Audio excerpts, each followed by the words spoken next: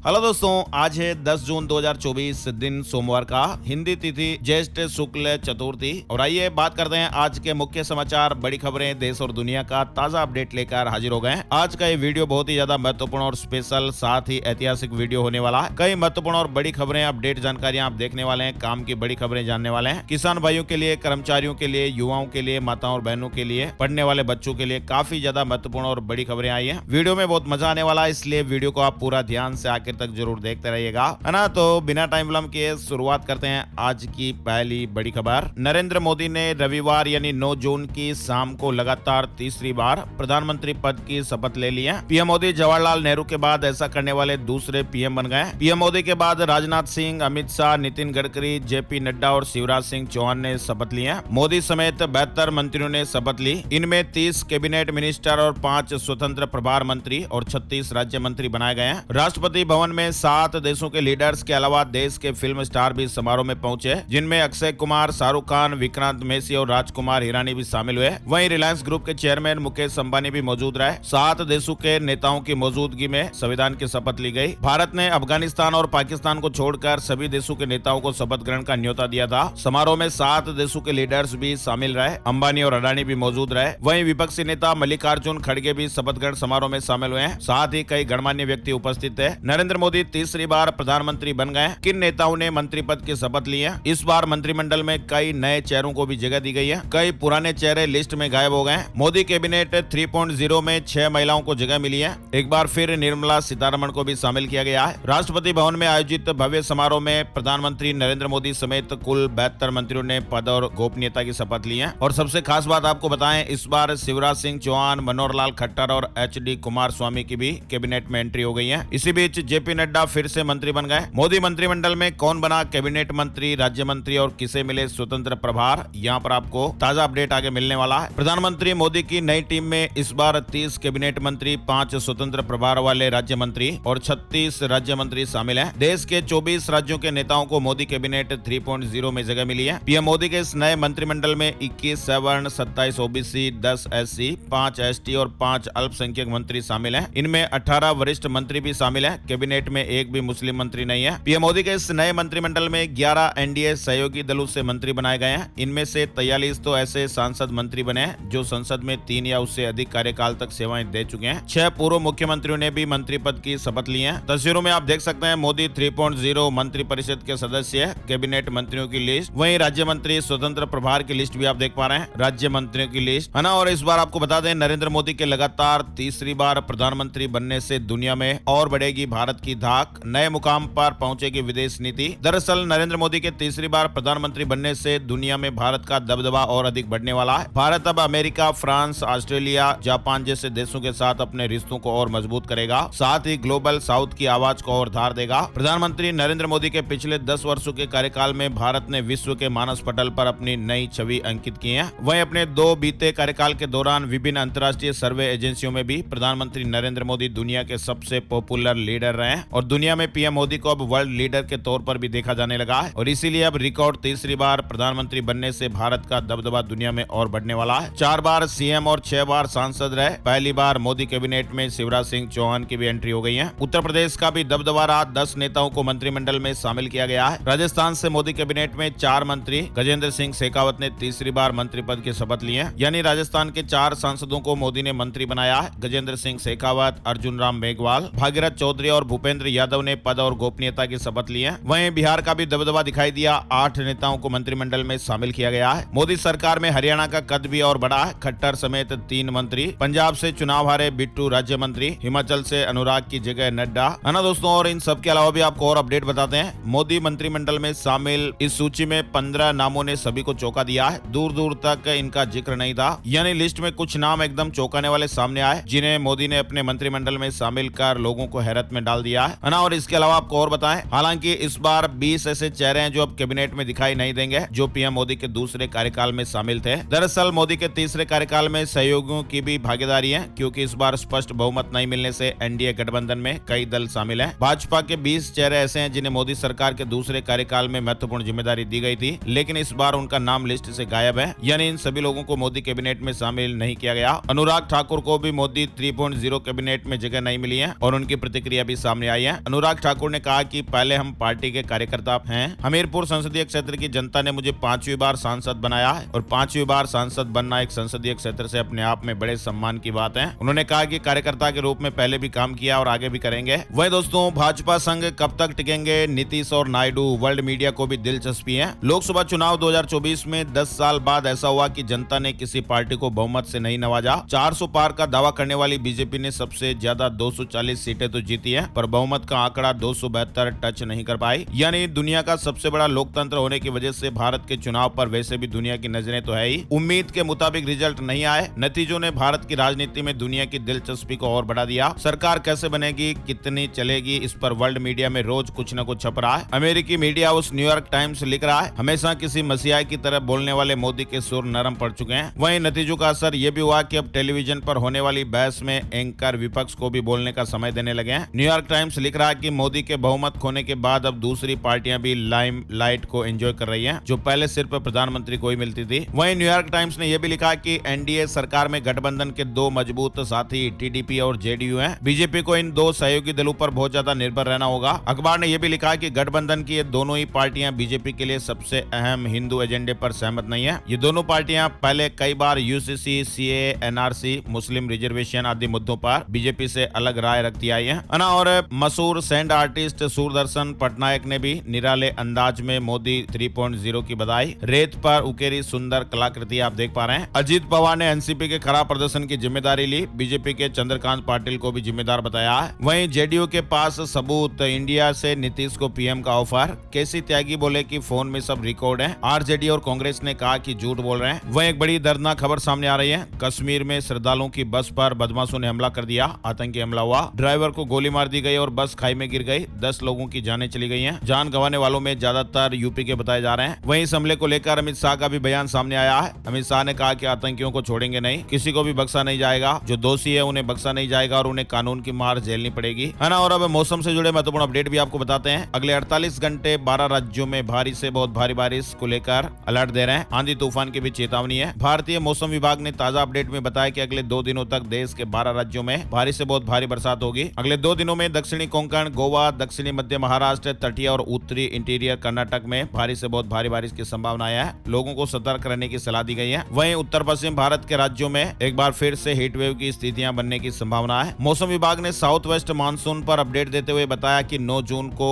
Monsoon Maharashtra के मुंबई और central Arabian सी में पहुंच चुका है और अगले 7 दिनों में यह अरुणाचल प्रदेश, असम, मेघालय, नागालैंड, मणिपुर, मिजोरम, त्रिपुरा, उप हिमालय, पश्चिम बंगाल और सिक्किम में भी हल्की बारिश देगा। पूर्वी राजस्थान में अगले 5 दिनों तक हल्की बारिश और आंधी तूफान की संभावनाएं जताई गई है। मुंबई में 2 दिन पहले ही मानसून पहुंच गया है। झमाझम बारिश के बाद लोग खुशी से झूम उठे हैं। रविवार की सुबह मुंबई में मानसून की पहली बारिश हुई। देश की आर्थिक राजधानी मुंबई में मानसून ने दस्तक दे दी है। राजस्थान में आज से प्री मानसून की बारिश भी देखने को मिलेगी। अगले 3 दिन 6 जिलों में असर दिखाई देगा। वहीं खबर है कि 20 जून तक राजस्थान में मानसून प्रवेश कर सकता है। गुजरात में भी प्री मानसून की गतिविधियां शुरू हो गई हैं। दक्षिण गुजरात के कई इलाकों में बारिश। 10 से 13 जून के बीच मानसून की एंट्री हो सकती है ना। और एक बहुत बड़ी भयंकर खबर जो आप देख पा रहे हैं, मुंबई में एक रनवे पर पहुंचे 2 एयरक्राफ्ट और अगर ये विमान आपस में टकरा जाते हैं तो एक बहुत बड़ा हादसा हो सकता था। कई लोगों की इसमें जाने जा सकती थी, लेकिन गनीमत है कि ये हादसा टल गया। Air India flight take off कर रही थी, तभी इंडिगो की लैंडिंग हो गई और एक बड़ा हादसा टल गया। मुंबई के छत्रपति शिवाजी महाराज इंटरनेशनल एयरपोर्ट पर एक बड़ा हादसा होते होते बचा। दरअसल यहाँ पर एक ही रनवे पर 2 एयरक्राफ्ट एक साथ दिखाई दिए। फिलहाल मामले की जांच के आदेश हो गए हैं। उत्तर कोरिया से कुछ इस तरह बदला लेगा दक्षिण कोरिया। लाउड स्पीकर पर दुनिया को बताएगा किम जोंग का जुर्म। उत्तर कोरिया के जुर्म के खिलाफ अब दक्षिण कोरिया नए तरीके से अपनी आवाज उठाने जा रहा है ना। और सुप्रीम कोर्ट पहुंची 20,000 स्टूडेंट्स की अर्जी। नीट से जुड़ी है बड़ी खबर। कट ऑफ, ग्रेस मार्क और सीसीटीवी समेत कई सवाल। देश भर के स्टूडेंट नीट स्कैम की बात कर रहे हैं। करीब 20,000 स्टूडेंट्स ने कोटा के शिक्षाविद नितिन विजय के जरिए सुप्रीम कोर्ट के लिए अपनी अर्जी दी है। इन्होंने मांग की है कि नीट दोबारा हो या ग्रेसिंग मार्क खत्म किया जाए। सीबीएसई से जुड़ा महत्वपूर्ण अपडेट भी आया। स्कूलों के पास अग्नि सुरक्षा के नवीनीकृत प्रमाण पत्र होने जरूरी है। बच्चों की सुरक्षा को लेकर सीबीएसई भी सख्त हो गया है। स्कूलों के पास नवीनीकृत अग्नि सुरक्षा प्रमाण पत्र होना जरूरी। स्कूल में अग्नि सुरक्षा यंत्र या अलार्म भी स्थापित हो और नहीं है तो जल्द से जल्द स्कूलों में स्थापित किए जाएं। वहीं चारधाम यात्रा से जुड़ा महत्वपूर्ण अपडेट भी आया है। केदारनाथ, बद्रीनाथ और यमुनोत्री में 4 यात्रियों की जानें चली गई। यात्रा के दौरान अब तक 100 लोगों की जानें जा चुकी हैं। वहीं केदारनाथ धाम के दर्शन के लिए हेली टिकट बुकिंग जल्दी शुरू होने वाली है। भक्तजन अब हेलीकॉप्टर से केदारनाथ धाम के दर्शन के लिए जा सकेंगे। नागरिक उड्डयन विभाग ने पहले 10 मई से 20 जून और 15 सितंबर से 30 अक्टूबर तक के लिए हेली बुकिंग प्रारंभ की थी, जो शुरुआती हफ्ते में ही 100% बुक हो चुकी है ना। और भारत ने पाकिस्तान को 6 रन से हरा दिया। T20 वर्ल्ड कप में सबसे छोटा स्कोर डिफेंड किया। बुमराह और अर्शदीप हीरो बने। पाकिस्तान के प्रधानमंत्री ने चीन जाकर कश्मीर का मुद्दा उठाया।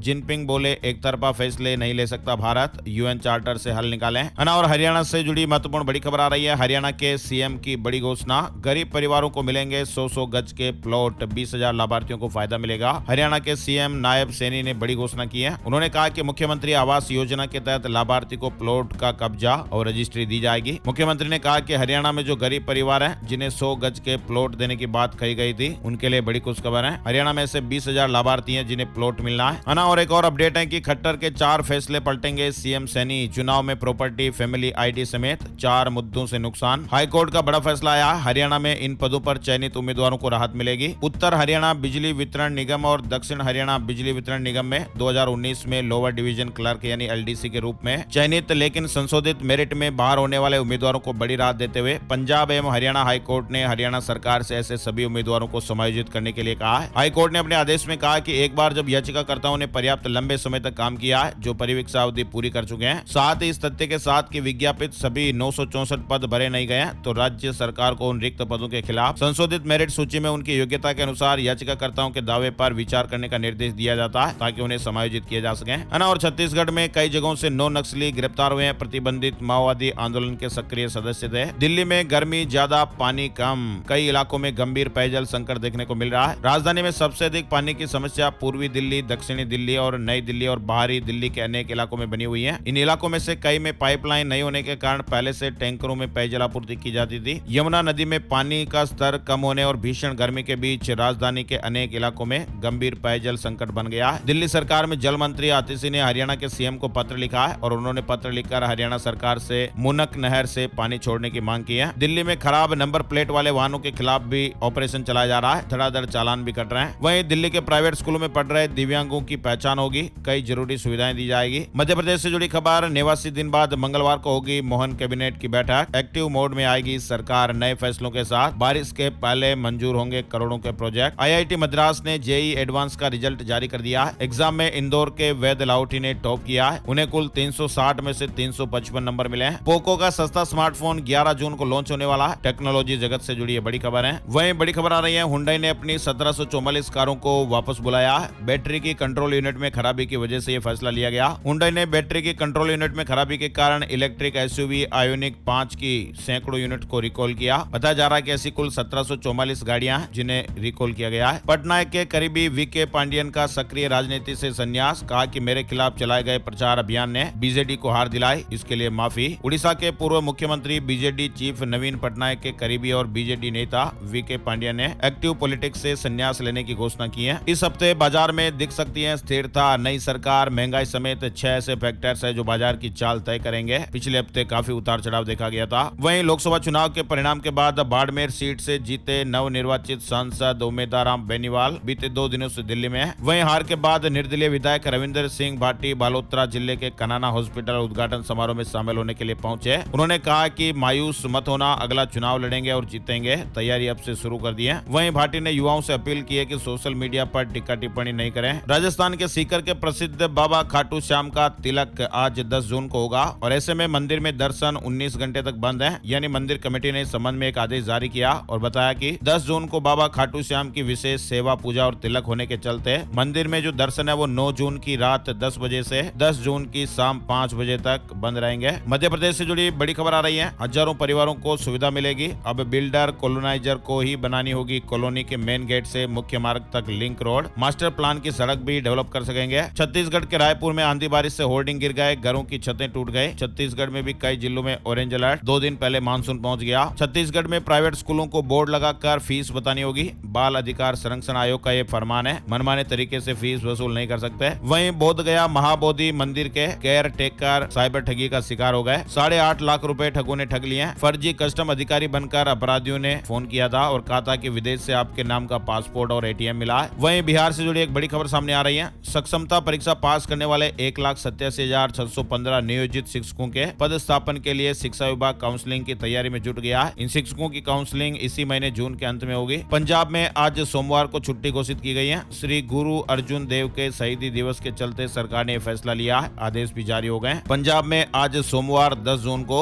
अवकाश घोषित किया गया है ना। और लुधियाना में वेरका ने दूध के रेट बढ़ा दिए हैं। 11 जून से नए रेट लागू हो जाएंगे। पशुपालकों और किसानों के हित में फैसला लिया गया। दिल्ली एयरपोर्ट से ट्रेवल करना आसान होगा। नई सर्विस शुरू होने जा रही है। अब दिल्ली एयरपोर्ट से डोमेस्टिक और इंटरनेशनल दोनों ही ट्रेवल करना इजी होगा, आसान होगा। एयरपोर्ट का मैनेजमेंट संभालने वाली कंपनी डायल एक ऐसी सर्विस शुरू करने जा रही है जो यात्रियों की परेशानी का बोझ कम करेगी। यात्रियों को टर्मिनल 1 से टर्मिनल 3 के बीच ट्रांजिट करना आसान हो जाएगा। देश के 7 शहरों में फ्लैट की बाढ़ आई हुई है। देश के 7 शहरों में फ्लैट की सप्लाई बढ़ने से अनसोल्ड घरों की जो संख्या है वो 2019 की तुलना में 24% बढ़ गई है। फिर भी कीमतों में आग लगी हुई है ना। और बलूचिस्तान में पोलियो ने कोहराम मचाया हुआ है। 5वां केस सामने आ गया। बच्चे ने अस्पताल में दम तोड़ दिया है। पाकिस्तान के बलूचिस्तान के क्वेटा में पोलियो के मामले थमने का नाम नहीं ले रहे हैं। मध्य प्रदेश राज्य सेवा परीक्षा का अंतिम परिणाम घोषित हो गया है। अंकिता पाटकर ने टॉप किया है। फर्जी डॉक्टरों का अब पर्दाफाश होगा। QR कोड से असली पहचान हो पाएगी। महाराष्ट्र मेडिकल काउंसिल ने ये नई शुरुआत की है और इसके तहत डॉक्टरों को अपने क्लिनिक और अस्पतालों में एक खास QR कोड लगाना होगा, जिसे स्कैन कर मरीज डॉक्टर की प्रामाणिकता की जांच कर पाएंगे। फर्जी डॉक्टरों पर निगरानी रखने और उन्हें मरीजों का इलाज करने से रोकने के लिए यह फैसला लिया गया है और जल्दी से लागू भी कर दिया जाएगा। Xiaomi ने लॉन्च किया Redmi स्मार्ट फायर टीवी जो 32 इंच स्क्रीन साइज में आता है। उत्तराखंड के 14 लाख परिवारों को इस महीने से सरकारी राशन की दुकानों से रियायती मूल्य पर नमक मिलना शुरू हो जाएगा। हर परिवार को 8 रुपए किलो के हिसाब से हर महीने 1 किलो नमक दिया जाएगा। अतिक्रमण के खिलाफ नगर निगम के बाद अब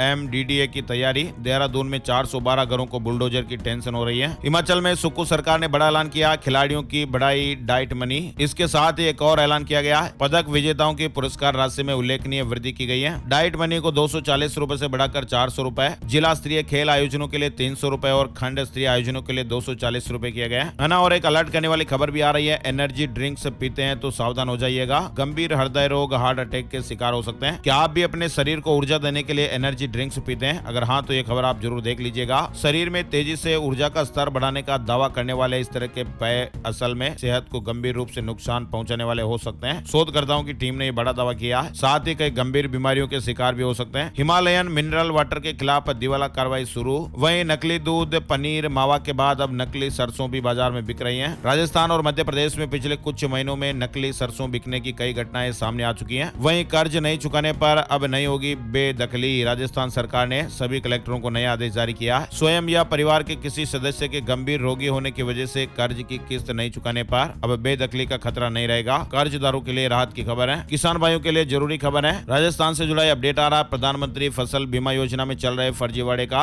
राजस्थान पत्रिका की ओर से खुलासा करने के बाद किसानों के लिए राहत भरी खबर आई। बीमा कंपनी ने 3 साल से किसानों का क्लेम अटका रखा था। अब राशि सीधे ही किसानों के बैंक खातों में आएगी। चितलवाना सांचौर से जुड़ा महत्वपूर्ण अपडेट आप देख पा रहे थे, है ना। और उत्तर प्रदेश में पंचायत सहायक भर्ती का नोटिफिकेशन जारी हो गया। 4821 वैकेंसी। 15 जून से आवेदन करने का मौका मिलेगा। हमारी टीम की ओर से अग्रिम बधाई। वहीं झारखंड में शिक्षा विभाग ने स्कूलों की टाइमिंग में बदलाव कर दिया है। अब राज्य में 15 जून तक सुबह 7 बजे से लेकर 11:30 बजे तक ही सरकारी स्कूल संचालित किए जाएंगे। गर्मी को देखते हुए ऐलान हुआ है। वहीं अब टूटेगा यूपी का अकबर नगर, आएगा योगी का बुलडोजर। टीम ने ध्वस्तीकरण के लिए रास्ता भी तैयार कर लिया है ना। और विद्याधन छात्रवृत्ति के आवेदन शुरू हो गए। हर साल मिलेंगे 10,000 रुपए। उत्तर प्रदेश से जुड़ी खबर है। इस वर्ष 10वीं पास छात्रों के लिए विद्याधन छात्रवृत्ति के आवेदन शुरू हो गए। यूपी रेरा ने भी एक आदेश जारी किया है। घर खरीदारों को एक और बड़ी राहत मिलेगी। पोजीशन लेटर में शर्तें नहीं थोप सकेंगे बिल्डर। भीषण गर्मी से हो सकती है प्रीमेच्योर डिलीवरी, महिलाओं को खतरा रहता है। रिसर्च में खुलासा हुआ है। तेज गर्मी, लू और हाई टेम्परेचर का असर न सिर्फ इंसानों पर पड़ रहा है बल्कि इसका असर गर्भ में पल रहे शिशु पर भी हो रहा है। एक रिसर्च में यह पाया गया कि लंबे समय तक लू और हाई टेम्परेचर के कारण प्रीमेच्योर डिलीवरी का खतरा बढ़ जाता है। उत्तराखंड हाईकोर्ट का निकाय चुनाव को लेकर रुख सख्त हो गया। सरकार से मांगी तारीख, 11 को अगली सुनवाई होगी। वहीं कर्मचारियों से जुड़ी महत्वपूर्ण बड़ी खबर आ रही है। सरकार बनने के बाद अब 8वें वेतन आयोग की तैयारी हो सकती है। कर्मचारियों को यह बड़ी उम्मीद है। जनवरी 2016 में 7वां वेतन आयोग लागू किया गया था और इसे अब 10 साल पूरे होने वाले हैं। अब नई सरकार जल्द ही अगले वेतन आयोग के गठन का ऐलान कर सकती है। वहीं बड़ी खबर है, 15 नहीं 13 दिन का ही होगा आषाढ़ कृष्ण पक्ष। महाभारत काल का बन रहा संयोग। जून के आखिरी सप्ताह में तिथियों के क्षय होने से आषाढ़ कृष्ण पक्ष 15 के बजाय 13 दिन का ही रहेगा। महाभारत युद्ध भी इस तरह से इन 13 दिनों के संयोग में होना बताया जाता है। 23 जून से 5 जुलाई के बीच 2 तिथियां क्षय होने से इस तरह की स्थिति बनेगी। तो ये थे दोस्तों आज के मुख्य समाचार, बड़ी खबरें, हेडलाइंस और सुर्खियां अपडेट। अपडेट। ये वीडियो आपको कैसा लगा कमेंट करके जरूर बताइएगा। किस टॉपिक से जुड़ी बड़ी खबरें आपको बताएं, अपनी राय भी जरूर बताइएगा। जैसे राजनीति से जुड़ी खबरें, शिक्षा,